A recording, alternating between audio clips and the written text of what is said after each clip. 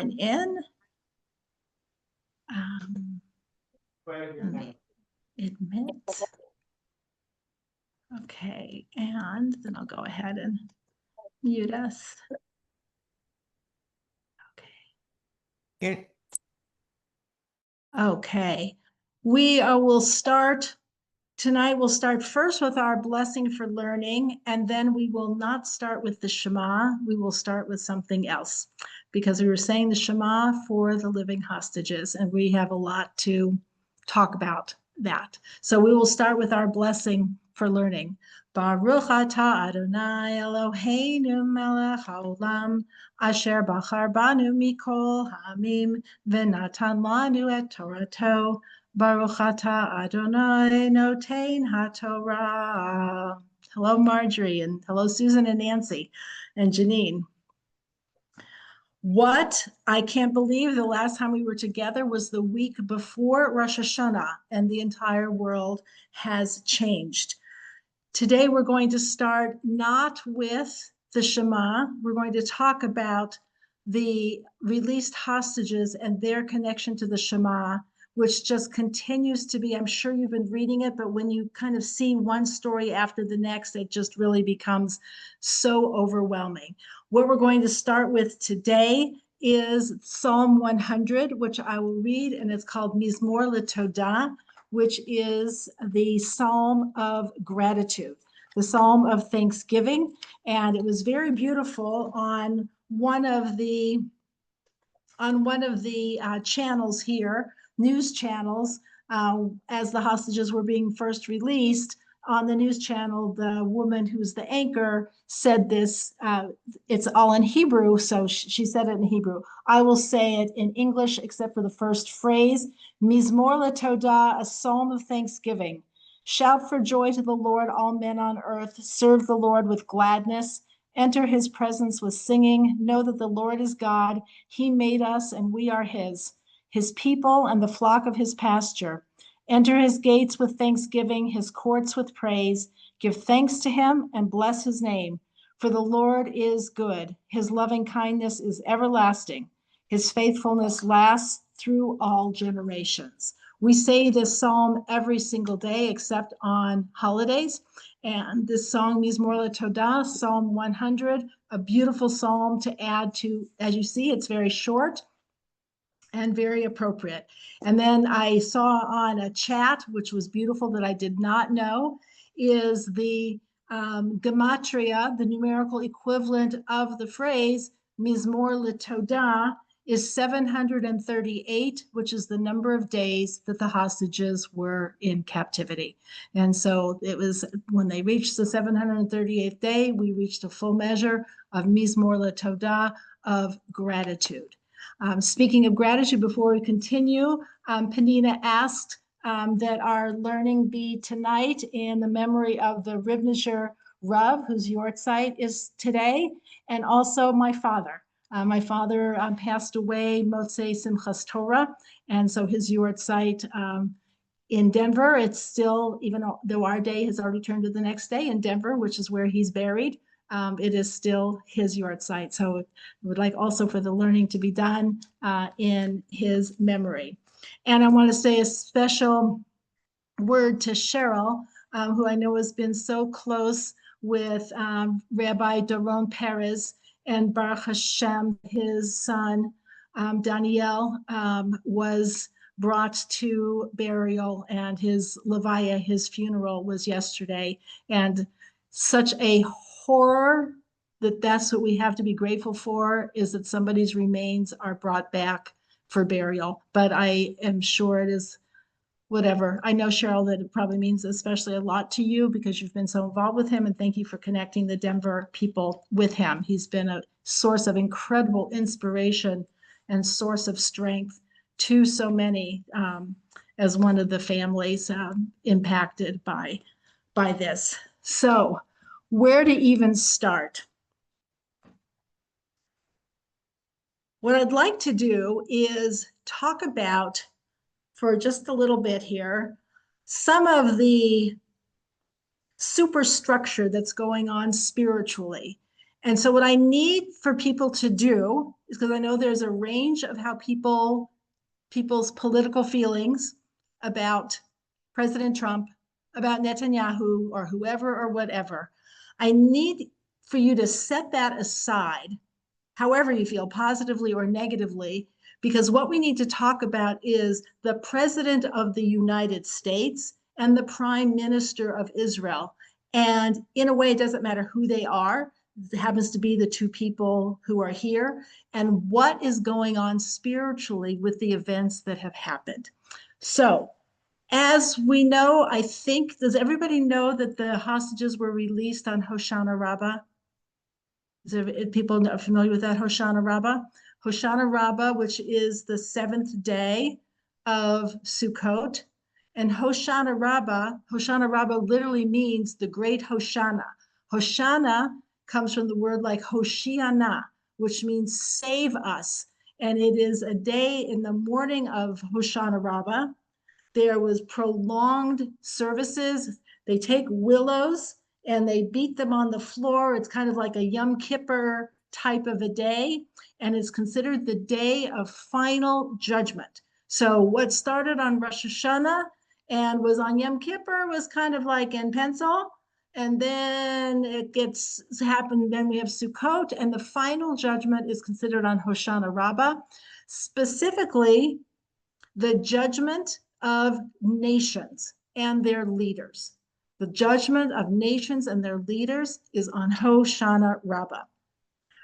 You might remember that the Nuremberg hangings were also on Hoshana Rabbah. That's when they were hanged here after being brought to trial in Israel, even though one of the Nazis who was hanged shouted out Purim Fest 1940, whatever it was that year. It wasn't Purim, it was Hoshana Rabbah. And it was only Hoshana Rabbah, not because anybody knew it was Hoshana Rabbah. You ask most Jews on the street, so what's Hoshana Rabbah? And you're going to get a lot of blank looks. Nobody even knows what it is.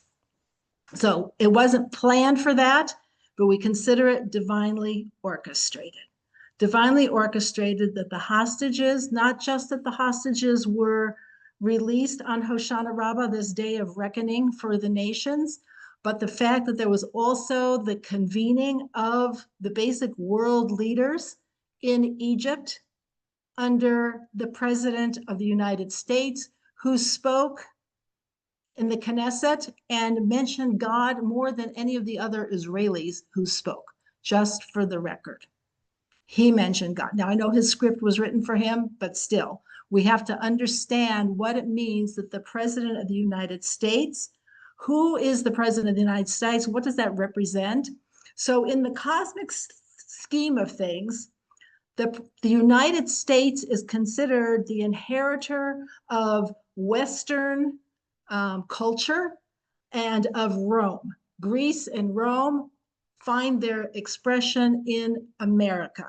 So it's really considered the continuation of Rome, who has as its progenitor Esau.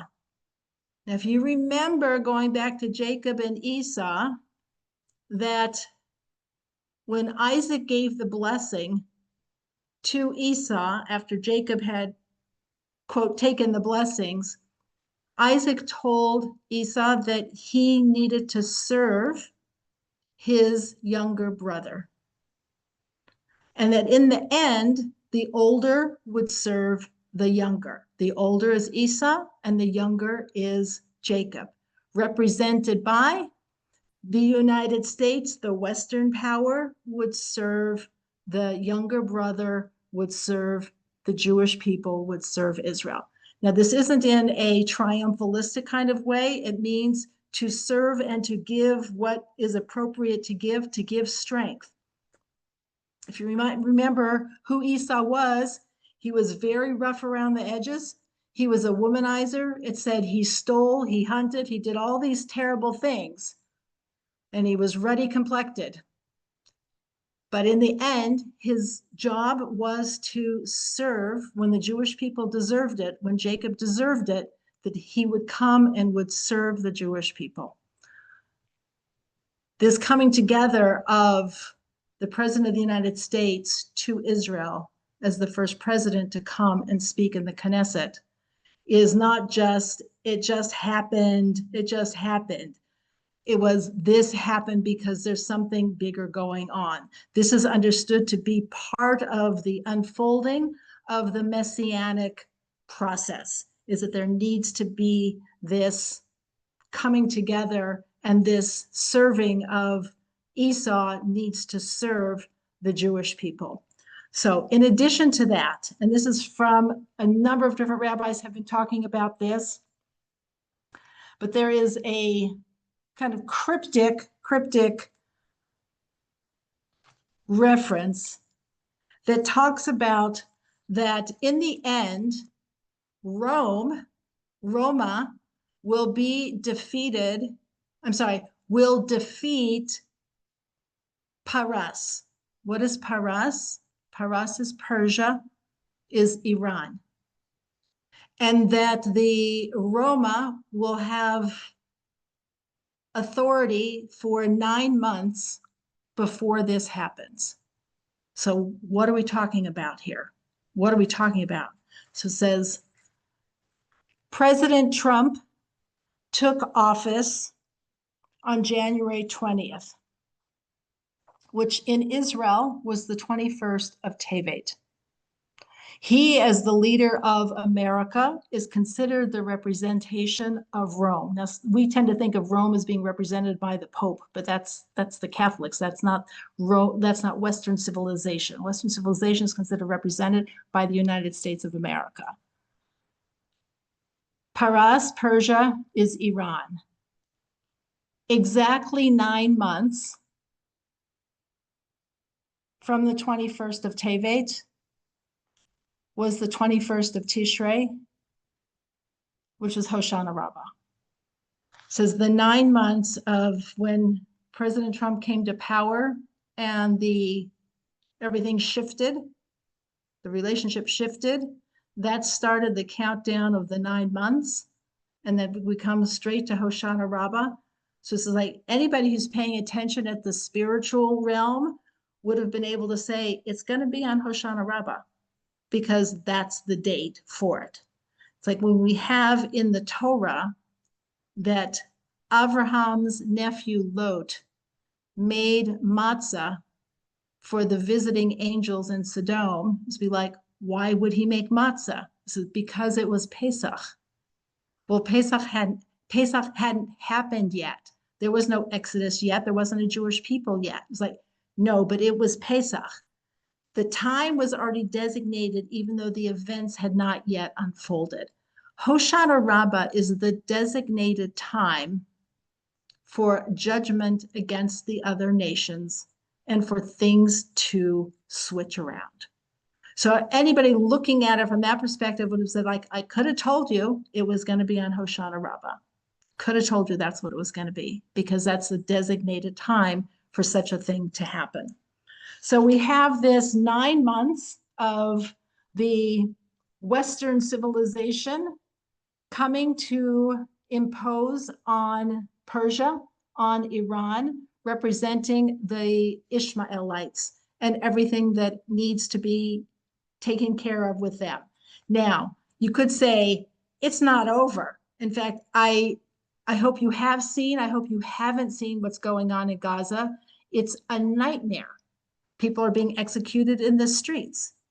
And the innocent Palestinians are all watching and recording it on their phones and posting it all over the place. So it's a complete disaster. However, the Jewish people's experience is that we hold two things that are opposite, we hold in our hands at the same time. On Sukkot, we read Kohelet, Ecclesiastes, and we read the very, very famous chapter, to everything there is a season and a time for every purpose under heaven. A time to live, a time to die, a time to build, a time to tear down. And our life story is, it's those times at the same time. Not first it's this and then it's this. It's both at the same time. So there is a rabbi, a number of rabbaim were asked, what do we say? What do we do with the release of the hostages? So on one hand, it's like, Our joy is beyond comprehension. I talked to our son, Benjamin, today. From their place, they can see Highway 1, which I have to tell you, the traffic in Israel, especially during the Sukkot holiday and Pesach holiday, everybody is out.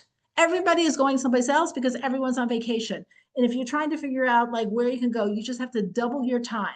It usually takes you 45 minutes. It's going to take you an hour and a half. I'm like, where is everybody going?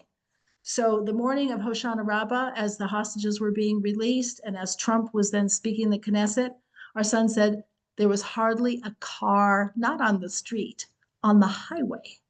There were no cars on the highway because everyone was at home watching what was unfolding because everybody was invested. Even though there was the moral ethical issue of trading all those prisoners for our hostages, it's another topic. At some level, those hostages really came to represent the entire Jewish people, and we were all being held hostage. People talk about that they have now can finally be able to breathe. So many people said, I haven't taken a deep breath since October 7th of 2023. I have not been able to. Every morning I've woken up with a knot in my stomach. As you know, you come to, you're like, oh my God, the hostages. Everyone has felt it. Everyone was totally invested in it from one side of the spectrum to the other. Unbelievable. So we are completely enmeshed in this. So when we think about, yes, Hostage Square, exactly, people watching, but for sure, everyone was watching. Nobody decided, you know what, this would be a good day. As long as there's no traffic, I think I'll go shopping. Nobody was saying that. Everybody was focused on this. So the monumental importance of this and the joy, the absolute joy. And at the same time, and so people were singing Mizmor LeTodah. We were saying the prayer of thanksgiving and other psalms as well. And you know what else we were saying that the rabbi said to say? Do you know what we say when someone passes away? We say Baruch Dayan Hamet. Blessed is the true judge. Not about the deceased hostages, not on that. On the terrorist prisoners who were being released and sent into my neighborhood and into Gaza, and mass murderers who were released. It is a horror. It's a disgrace. It's outrageous. It's dangerous. The ramifications of doing that, the price that has now on the heads of Jewish people and throughout Israel has just, it's sickening. And it's for the, God forbid, the death and destruction that will come and the future people who will be mourning as a result of this. And there's no way to reconcile it. So we have, on one hand, we say Mizmor LeTodah, and we are crying tears of joy. And at the same time, we say Baruch Dayan Emet. Blessed is the true judge who forced this situation, this scenario on us. And we had to do what we had to do. And we have both at the same time. And so we're still torn apart. This is, but that's the Jewish way. And even in Jewish law for an individual, if God forbid you find out that your parent passed away, your closest relative, and you tear your clothes and you say Baruch Dayan Emet, blessed is the true judge.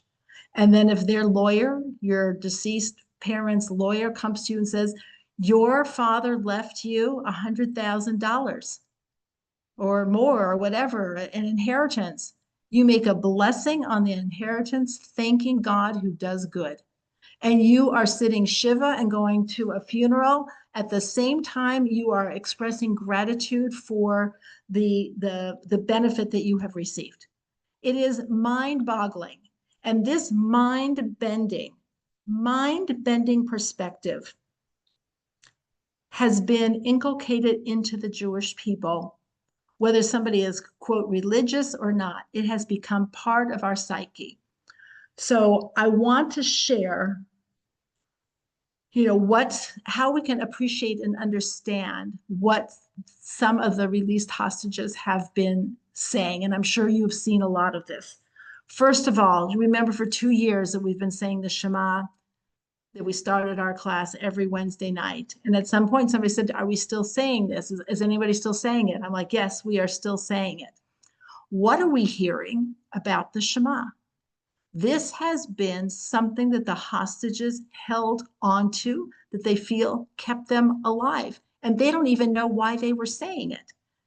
And I'm not a Navi, I am not a prophet, but I'm going to tell you why I think they were saying it. I think they were saying it because we said it. I think that we were giving them a direct spiritual infusion into their energy, because I have to tell you, when you hear what these hostages have gone through, honestly, none of them should have survived. None of them should have survived, and none of them should be in any working shape whatsoever. So one of the hostages who was released 48 hours before Daniel Perez's funeral, he was only 48 hours. He was standing and giving a tribute at the funeral because Daniel Perez was his commanding officer. His name is Matan Angrist. He was the only person to survive of his group. And he's the person who said that he demanded from his captors a siddur, tefillin, and a chumash, and that he was davening 3 times a day. This is not somebody who was doing that. And the captors complied with that. That's what's more amazing. And that he was saying the Shema, and what he wanted when he got out was, he said the Shema and Shehechianu, and he wanted to be in a sukkah and to have tefillin. It's like, these are people who were not on that page. The Shema, tefillin, davening. Bar Cooperstein, his mother, Julie, said that he was just released, that he had always been kind of traditional, but not really a believer. And that Bar Cooperstein, was actually inspired by his Muslim captors. And he said that he saw that they were praying and fasting, and he decided that he too wanted to come closer to the creator of the universe. And so he started saying the Shema, praying and saying Tehillim, and then speaking to Hashem. This is not just a one-off thing, like out of these people. We're hearing this now a lot. Tommy Braslovsky returned, and what he wanted was to put on tefillin. He was coerced to convert, promised food and gifts, and he said, what did he say? No, this is food or gifts. When you're starving to death, he could have said yes. He could have said yes. If you're starving, it's pikuach nefesh. You could pretend, like the conversos did in Spain. You could pretend. But he says, I am a Yehudi. I am a Jew. I am strong, and I will not break. Not I'm an Israeli. I'm a Jew. And that is what's coming through, is that people are coming into contact with that part of themselves. The other person who was so interesting, this was on one hand such a sad commentary on where people have been at, but Or Levy. Now, he was already released in February, but he gave an interview about how he found Hashem. And he started off, he said before October 7th, he wasn't really a believer. And then when he was first taken into an apartment, he spoke to a crack in the ceiling. He davened to the crack. And he said he called it the crack. That was his God concept. He didn't have a God framework. And then when he was moved into a tunnel, it only had an LED light. He said he started praying to the LED light. That was his spiritual contact, the light. It's interesting, his name is Or, which means light. But then he was moved into a tunnel with no light, with nothing, and he was in complete darkness. And he said it was the first time that the word God came out of his mouth. And he started speaking to Hashem and praying and davening and asking, just saying, just give me something, something, something to just survive. And she said, and every time there would be a little something, and it totally transformed his day, and he would be so grateful. A pita cut in fourths, and if he could just have like a quarter of a pita a day, it would be just like one more day that he could survive, or a little bit of tea, a few sips of tea. And then he came out and he said that he had prepared to accept death, that it was like too much, he couldn't bear it anymore. And he said the Shema. He said 3 times. He said the Shema, like, my life is over. And each time something came through for him. And now it says, he said he found God in the tunnels. So do you see a theme here? These are people who are finding Hashem in the strangest places, and their families also. Yosef Chaim Ohana met his father, Avi Ohana, and his father, when he met up with him, he cried out, Shema Yisrael, Adonai Eloheinu, Adonai Echad. That's how he greeted his child. Now, what's really interesting about this story is the person, the hostage, the former hostage's name is Yosef. There's another Yosef whose father greeted him after a long time apart with Shema Yisrael. And that is, it's in Bereshit, not in the Bereshit, where we're starting for this week's parsha, but in the parsha of Vayigash. If you have your Chumash, it's on page 261. It says Joseph, it's chapter 46, verse 29. You don't have to turn to it, but it says Joseph harnessed his chariot and went up to meet Israel, his father, in Goshen. He appeared before him, fell on his neck, and wept, and he wept on his neck excessively. Then Israel said to Joseph, now I can die after my having seen your face because you are still alive. All the commentators ask, it says that Joseph fell on Jacob's neck and wept on his neck excessively. It says, but as it doesn't say, what did Jacob do? So the commentary says, what happened? It says, Jacob, however, did not fall upon Joseph's neck, nor did he kiss him, for as the sages say, Jacob was reciting the Shema at that moment, that he chose that moment to recite the Shema. Supremely righteous people utilize every opportunity and resource to serve God, so that when Jacob felt a surge of joy and love at the sight of his beloved son after a long and painful separation, he submerged his personal feelings and offered all his love to God. The recitation of the Shema represents acceptance of God's sovereignty. That is what Jacob did at this moment of supreme emotion. And we are seeing these parents of hostages. Yes, Yosef, he was in prison for 2 years later, exactly, but he had been away from Jacob for 22 years. So he had been away from him for a very long time. So this idea of saying Shema, and these parents are doing this and reciting Shehachianu, and they want to fill in, and one mother's like, my son wanted tzitzis, and like, where is this all coming from? And the people under these very extreme situations are coming into contact with their deepest spiritual selves. And I think the stories are going to be more and more unfolding. It's so overwhelming now, we don't even really know. We can't even really comprehend what is happening. But all of these, just one after the next, and we've talked about other people who were released earlier with basically the same story. So what is happening? What is happening is that there is a shift in the world. And in spite of all of the tremendous challenges that are also so overwhelming, and the fear and the terror that is out there, because it's there too, we need to know that we are part of a much bigger story that's going on. So there is a passage that is in the prophet Nehemiah. So Ezra and Nehemiah were the leaders of the Jewish people when they returned from the exile in Babylonia and went back to Israel to rebuild the temple, to build the second temple. And this is, if you're interested in looking at it, if you have a Tanakh, you can look at it. But Nehemiah chapter 8, hold on one second. It's verse 17. Oh, actually, we'll go back. It talks about the Jewish people celebrating Sukkot when they come back to the land of Israel. So verse 16 says, so the people went out and brought these items and made themselves sukkahs, each man on his roof and in their courtyards and the courtyards of the temple and in the plaza, et cetera, et cetera. And then verse 17 is, the entire congregation that had returned from the captivity made sukkahs and dwelt in sukkahs. The children of Israel had not done so from the days of Joshua, the son of Nun, until that day, and there was very great joy. All the commentators have wondered, what does this mean?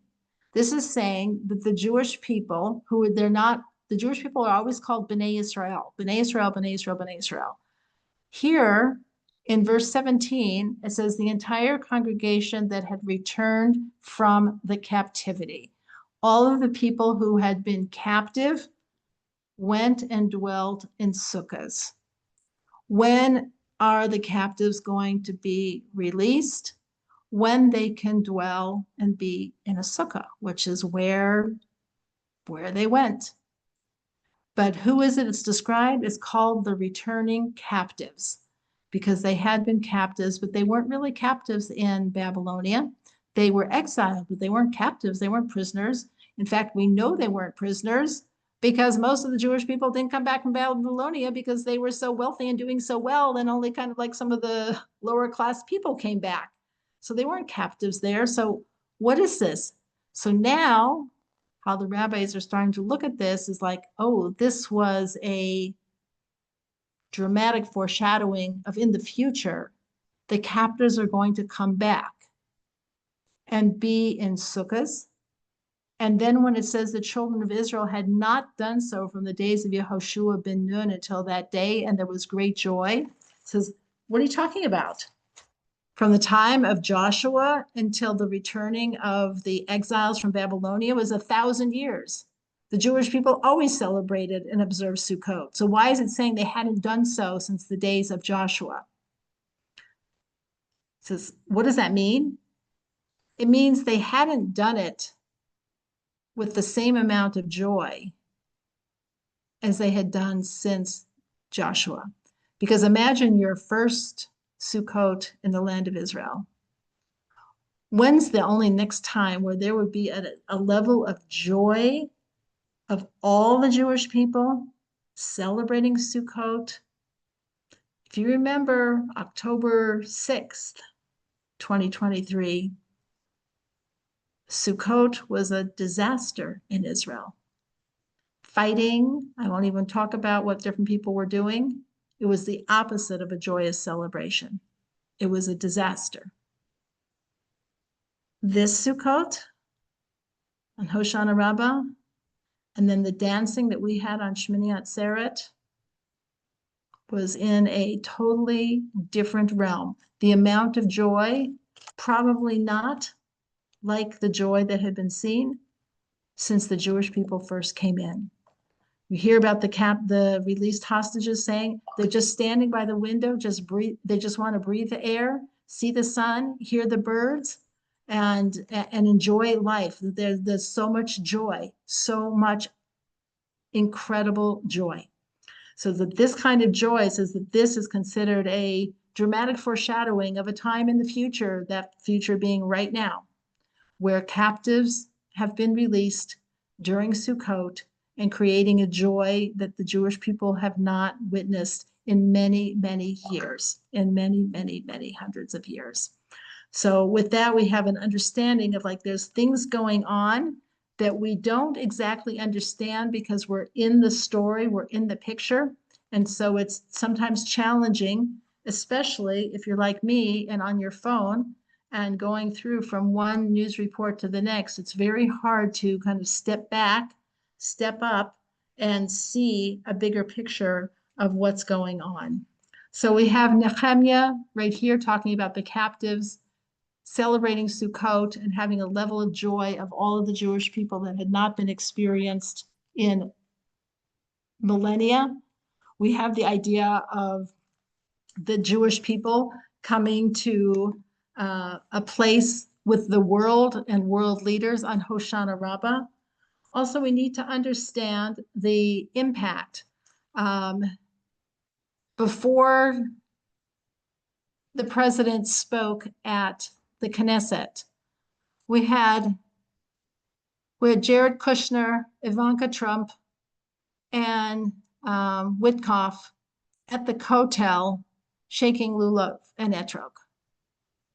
Steve Witkoff is an assimilated Jew. I don't know if he'd ever held a lulav and etrog in his hands ever before in his life. Says, what is the power of the lulav and etrog? We have always been told the lulav and etrog is designed to, as we shake it in all directions, It is designed to dissipate the power of our enemies. There's one thing that says that they would see our lulav and etrog, and they would just dissipate. They would just go away. Somebody like a comedian said, the slogan of the pro-Palestine people saying from the river to the sea and this, that, and the other globalized intifada, that our slogan is leave us alone and let us shine. That's our slogan.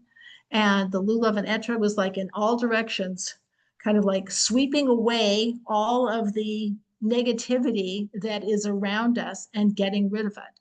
So to have the president's daughter, his whatever Witkoff is, his main negotiator at the Kotel doing this is like, this is incredible. This is not a normal thing. This is just not a normal thing. And for all of you who know Aryeh Lightstone, how many people know Aryeh Lightstone from Denver? So he's the son of friends of ours. We've known him since he was a little kid. So he was involved with the hostage negotiations and their release. So we saw like a picture of him sitting amongst all the generals and whoever, all the military people.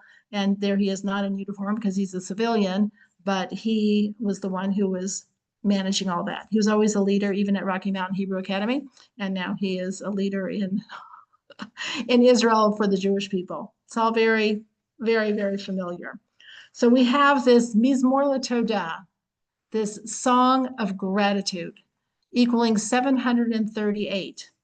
If we would have known, see, we can always look back only with hindsight. What if we would have known that if we got to the count of 738, that would be like, you push in the key and that's your code. Like, what's the code to get them out? It's like 738, Mizmor LaTodah, to be in a place of, can we express gratitude? And that's really the test.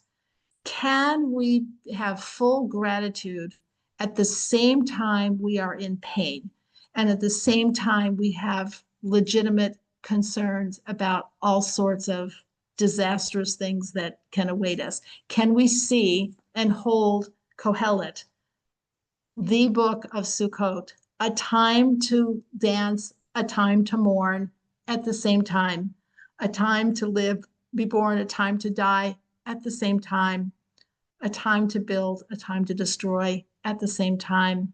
This is the dance of the Jewish people, and the way the hostages and the released hostages and their families have survived. They said themselves are saying they could feel the strength even when their tormentors told them horrible things and said that Iran had attacked Israel and that Israel was destroyed. They were told, your families don't care about you anymore. They've given up on you. The psychological and emotional and physical torture, these people should not have survived at all. And the fact that they did, and I know they have tremendous recovery to go through, but the fact that they are alive at all is such a miracle. It is such a miracle. And we're so, so grateful. So I know that each of us feels such a connection. And I think the Arabs didn't really count on our love of life and our love of our family, of the family of the Jewish people, being such a source of strength, because they consider it a weakness, but we know it's a source of strength. Communal strength, national strength, and individual strength that people draw on. That somebody who is a secular Jew, who consider themselves, I'm an Israeli, that they would say, I'm a Yehudi, I'm a Jew, I'm a proud Jew, I'm a strong Jew, and I will not bend, is beyond incredible. And I hope that we can all feel inspired by them, inspired by the great blessing. The timing of it was just incredible. As I sent out in my email, we drove past in Yerushalayim, past the walls of the old city to see the Israeli and the American flag, lit up on the walls, and the joy, the unbounded joy has just been incredible. If we could only stay at a place of being united and not start tearing ourselves apart again. would really be helpful. And that has to be where we go forward, is that Sukkot is the holiday of you shall be ach sameach, nothing but happy.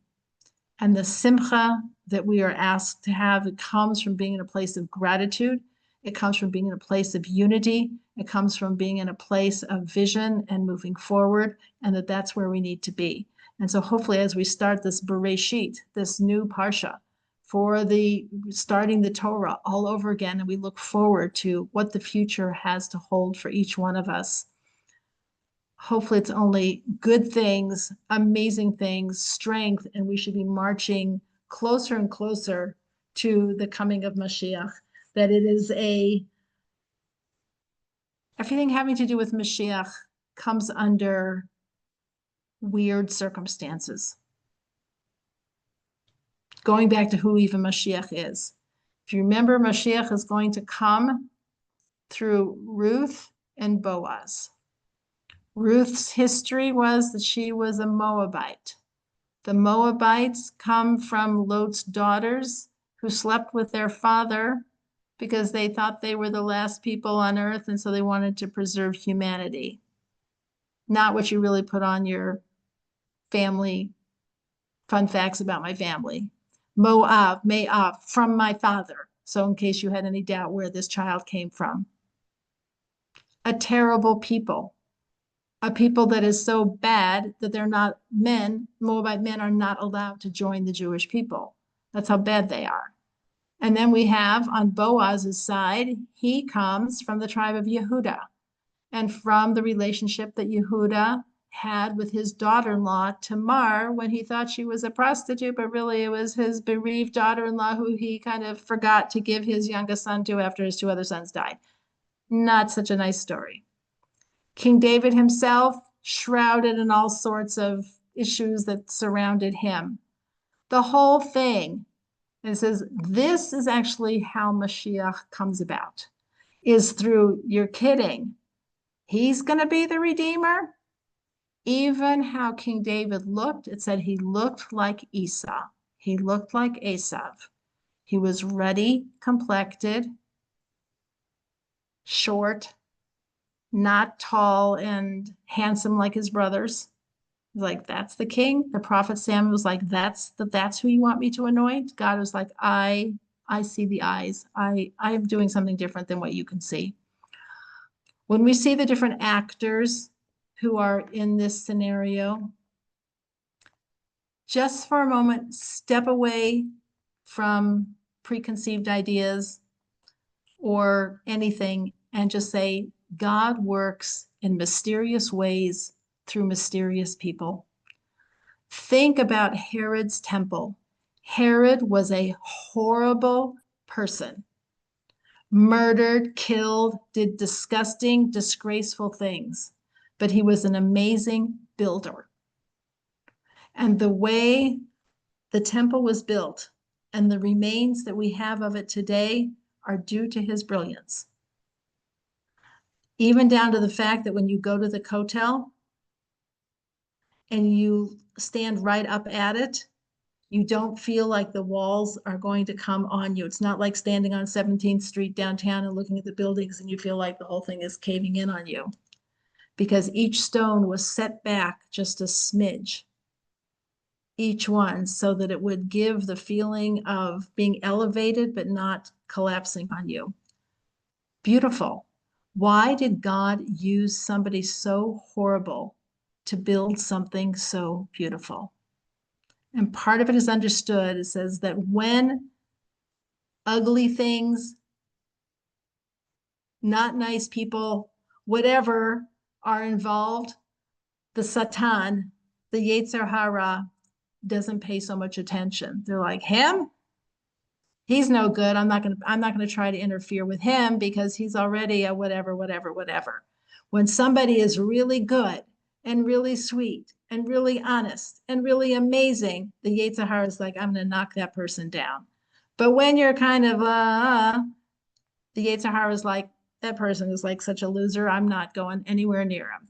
I don't need to. He's gonna fall of his own weight. So when amazing things are happening, sometimes you have to think and realize that the weirder it looks and the more distasteful it might seem to you could be exactly the person, the situation, the moment where everything is changing. And under the radar screen, things are changing. Things are happening so quickly now. That's what I tell myself that as an excuse, probably. That's why I check my phone so often. Because all you have to do is every time after Yontif, everybody turns on their phone to see, like, well, what happened? In fact, every morning when Steve wakes me up, I'm like, what happened? Like, what happened? Because every day it has been something monumental. So this period of time, we are living through not just amazing times, we are living through historic times, but we are living through also the times that the world is coming to its fruition. And it's going to be a bumpy ride, but it is a ride worth taking. So, sorry.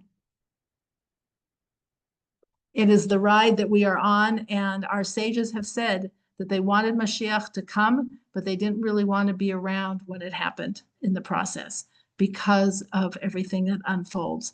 So Hashem should bless us, should bless each of us with the strength to be inspired by those who are coming out, who maintained their dignity, their kindness. We've not heard any stories about anybody doing anything mean or cruel in order to fight for their own piece of bread or their own piece of pita, their own cup of tea. It has been amazing stories which we should just continue to be inspired by. Everyone who is released, when we say a refuah shlema, and we say it should be refuat hanefesh, refuat haguf, that their souls, their spirits, and their bodies should be healed.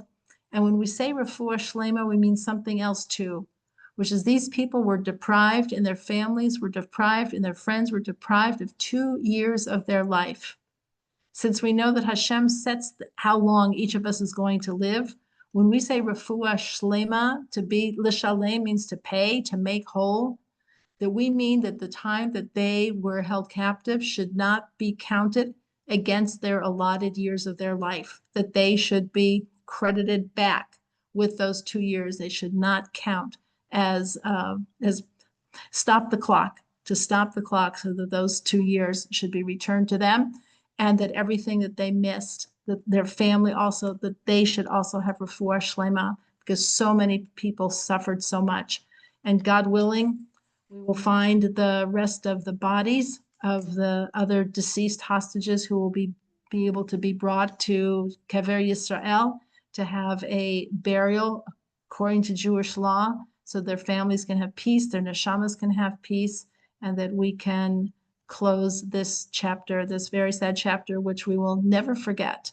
And we are so grateful to everybody who had a role in it, and that includes us, the Am Yisrael Chai, that the Jewish people lives.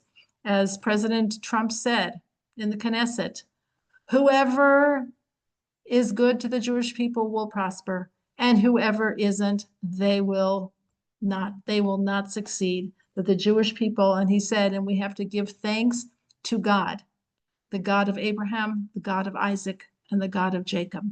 We should all be strengthened in this new year and at least be able to take a breath and inhale, exhale, and move forward with simcha in our lives also. I said to Steve, we were here in Mitzpeh Yericho.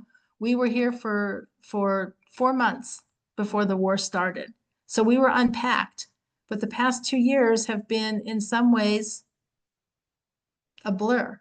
In some ways, they've been a blur. I mean, I feel like I've functioned pretty well, but there's a part of me that feels like I want to start over. Like I'm going to pretend like we just moved in. So this a Sefer Bereshit of having a new beginning, should God willing be a new beginning for all of us, for the whole world. And the whole world, people should need to know that when the time comes, which is now, is every country, every people has to decide where they stand on Israel. And the judgment for them or against them will be made based on that, of where they are with the Jewish people. And it's not really our job to convince people to be with us. That's really not our job. That at this point should be obvious. If people can't see it, that's a blindness that we cannot really, we're not responsible for. So we can educate people who want to hear, but other than that, people have to make decisions. There's enough information out there that people can make their decisions, and they will be judged for it. So God willing, we want everybody to be on the right side of history, on the right side of the equation, and God willing, people will be. In the meantime, our job is to be like those hostages and say, I am a Jew. I am a Yehudi. I am strong. I will not bend. I am happy and proud to be a Jewish person. I'm happy to be a part of Am Yisrael. Am Yisrael Chai, new beginnings of Bereshit. Everyone should be blessed, blessed, blessed with a wonderful, happy, and good year. And thank you so much for joining me for this time together. I missed you, and we'll look forward to seeing you next week. We will meet, and then also then I'll be going to Florida, but we'll be able to meet when I'm in Florida as well. I'll give you the times as I know them. So great to see you, Etta. Nice to see you, Marcia, Deborah. Nice to see you guys. Thank you so much, and Linda. I'm thank sorry, you so I much for had a joining. worker. That's okay. And to Terry, I'm so thank you. sorry. It's Thank great. And Pammy and Dina, it's great to see you. And thank you so much. And just know that all of your prayers are Shema Yisrael. Just really know that it made a difference. And as I said, I'm not a Navi, I'm not a prophet. I can't prove it. But the people themselves are saying, I don't know where this came from. It's like, I do. I know where it came from. It's like we are a source of strength to each other. We are all connected. We are all connected. And we had the influence on all of this. So Baruch Hashem, and now we should be influenced by their strength to strengthen us in our goals, in our plans, and our desires for growth. And we should just approach each new day with as much happiness and joy and sense of gratitude that the released hostages are experiencing, just being able to look at the sky, see their family members, see friends, and to just enjoy the simple things like a piece of pita and a cup of tea. It is a big bracha to be able to live in that place of simcha, because that is ultimately the simcha of life that we are looking for. Thank you so much. Have a wonderful Shabbat Bereshit, and I will look forward to seeing you next week. So thank you. Thank you. Alan, are you good? This was recorded, so Yes. where do I go to get it then? You can go on my page on the Jewish Experience. So it's theje.com/Ellen. And I'm not sure when they'll get it uploaded because they didn't know that I was going to be teaching this. So I need to send it to the people who do it, because I don't upload it directly. It goes through Zoom and whatever. So, but that's where it will be. Thank you, Alan. Everyone be well and safe. Be well, everybody. And safe. Thank you. Thank you, hostages do well.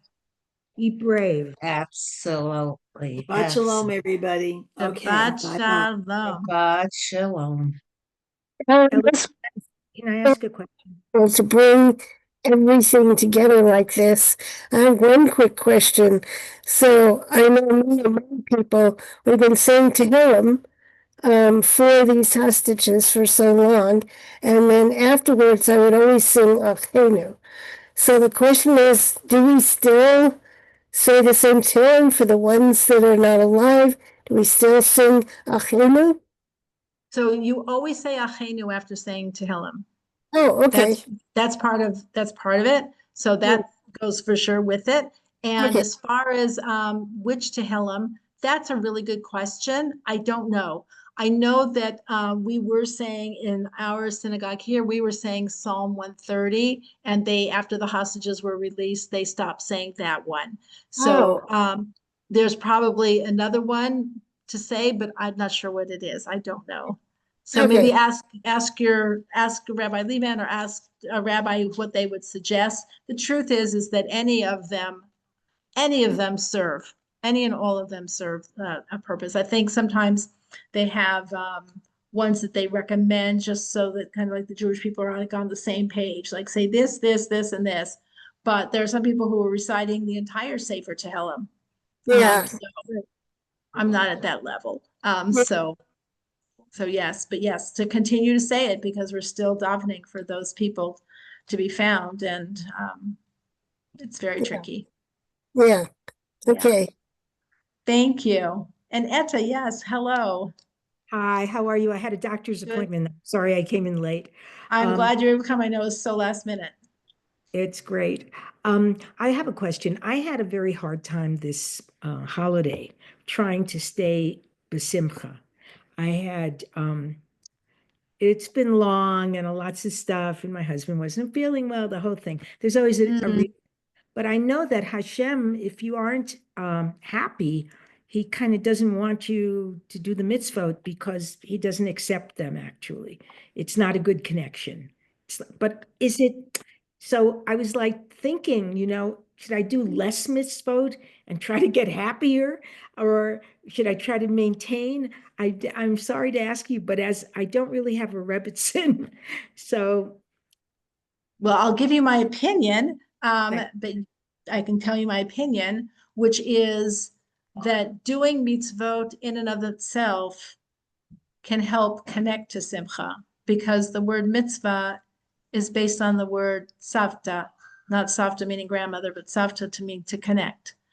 So a mitzvah, there's a whole atbash gematria thing that mitzvahs themselves reveal Hashem's presence. And that when we are more aware of Hashem's presence, it can make us happier. So it's a little bit like of a dance of how can I be happier? So do mitzvahs, and maybe focusing on the mitzvahs that you have a more natural connection to, the ones that make you feel more happy. And says the quickest path actually to happiness is gratitude. So especially when things are not going well in a significant area of our life, of health, finances, whatever it might be, emotions, it becomes harder to see those things to be grateful for. But again, I think we can take a lesson from these released hostages where, if you can have your bad day turn from a bad day to a good day because you got a quarter piece of pita and a cup of tea, and that would be like amazing. So that tells us that at some level, we do have a choice. Now, we're not talking about like clinical depression or things like where there's a chemical imbalance or things like that, but just the normal, I hate to say normal, pains and sadnesses and difficulties, is that gratitude seems to be the path out of that, especially writing things down or verbalizing, that seems to be the path. Because what happens when we do it, not only does it make us feel loved and kind of balance out the equation, it shows us the rest of the picture. Because when something's troubling us, it's right in our face and we can't see anything else. So this kind of forces to say, what else do you see? They do this even with trauma, to help people balance out the picture. Like, what else do you see? Do you see the tree? Do you see the, can you feel your feet on the ground? What colors do your eyes see? Something, anything, and it can even be focusing on sensory of what am I feeling? What am I seeing? What am I touching? What am I hearing? To expand the perspective. And then for things that also are to be grateful. So there is one of my favorite, I have two favorite books in that area. One is called Say Thank You and See Miracles. And it is by, was it Rabbi Arush? Not sure. I think it's by Shalom Arush. Thank You and See Miracles. And the other is a book about the Lubavitcher Rebbe, and it's called The Positivity Bias. And it talks about him and his personal life. And he had so many, he never had children. It had so many things that happened to him and just what he survived. And that he was everything he had a positive bias toward, of positivity. And the truth is it's happiness, sadness is actually a natural pull that we have because we're human. It's And the we're HFO, right? and we're physical beings. And so because we suffer from physical things of tiredness, hunger, pain, illness, all these things, that there is a kind of a downward pull on us that we have to work to go up. So maybe also Psalm 100, because in that psalm that we just, we said at the beginning, the Mizmor, I'll repeat this for you, Etta, just since you weren't there. Mizmor LaTodah, which is Psalm 100. Mizmor LaTodah has a gematria of 738, which is how many days the hostages were held.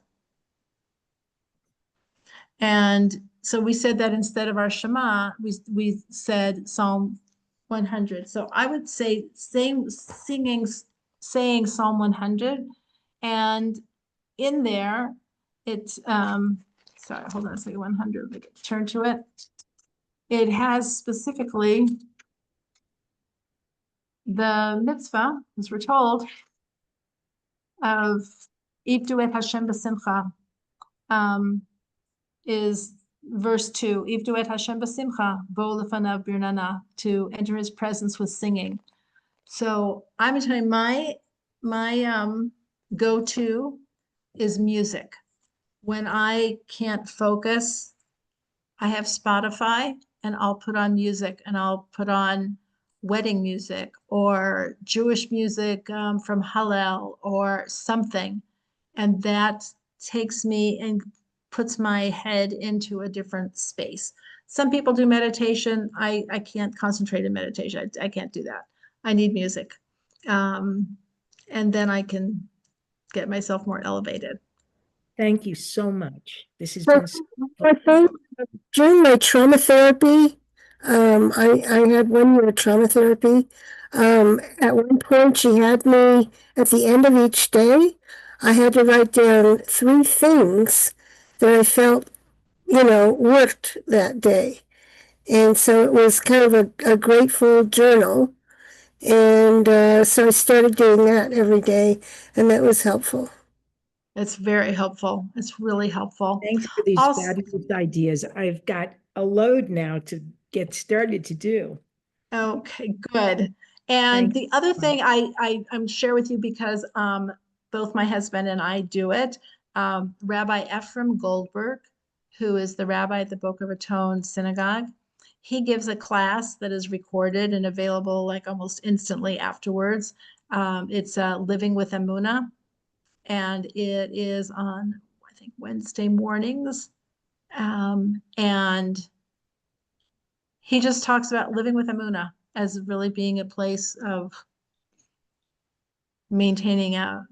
coming to a place of happiness and tranquility and centeredness, no matter what's going on in your life. Like, you are where you're meant to be. We have this like a little thing on our car, a sticker says you are where you're meant to be, doing what you're being meant to do. So all of these things, I think, are just like an arsenal's not really the right word, a toolbox of it is weapons. It's weapons. They're weapons. It's a weapons against sadness, weapons against despair and frustration and things that can really pull you down. So it's interesting in Bereshit, when Cain is jealous of Hevel, when Cain is jealous of Abel, God tells him, that sin crouches at your door, waiting to come in, and but you can rule over it. So when it says it's really Yetzer Hara, it crouches at the door. So the word crouches, it makes it sound like it's going to spring on you like a lion. But the word is more like that we say in Mizmor LeDavid when we say Yarbitzeni, he causes me to lie down in green pastures. That's the phrase it's used. It's like it's lying there and it's there. And depending on how you react or respond to it, but you're the one who is the master over it. And I think that's part of the challenge is knowing that feelings can be very fleeting, and feelings are caused by thoughts. And thoughts are something that we can interject, we can edit our thoughts. Sometimes we think like, I can't help it because this is what I'm thinking. It's like, well, your first thought may be your first thought, but your second thought can be something you decide to think.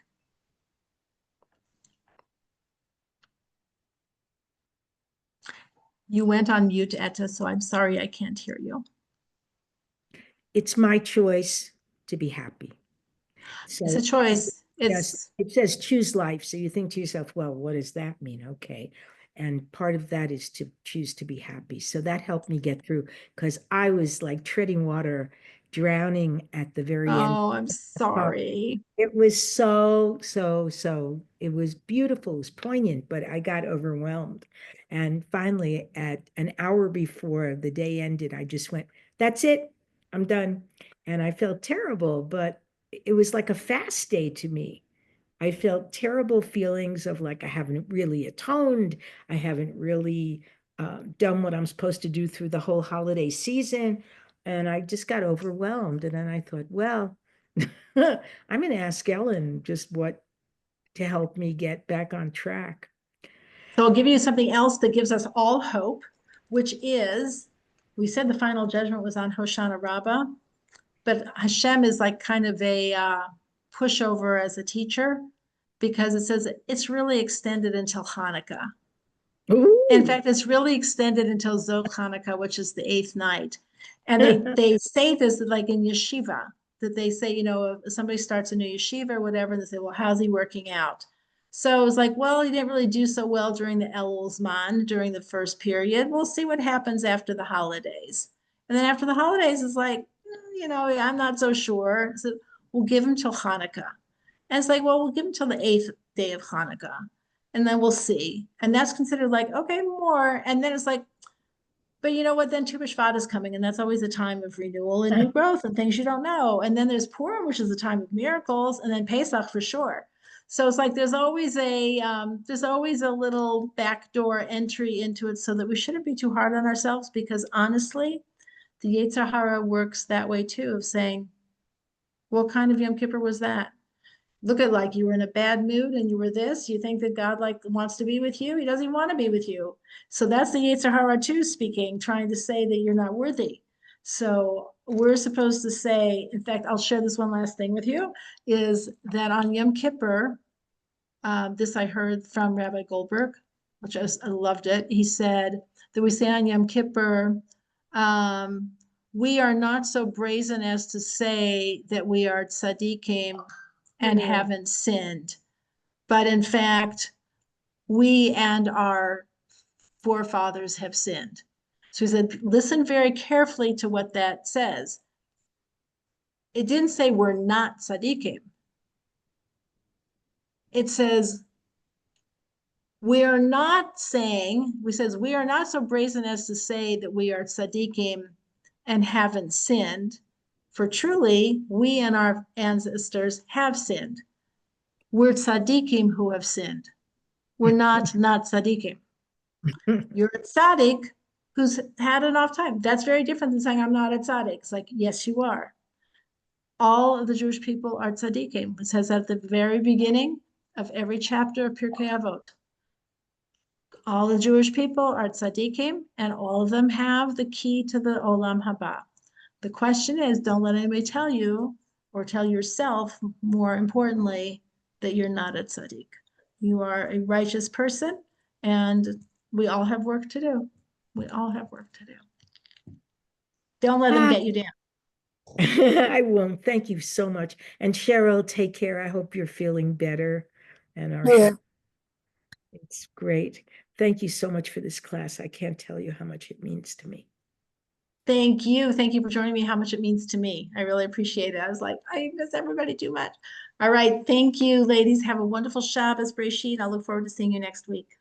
Hey, Shabbat Shalom. See you next week. Bye-bye.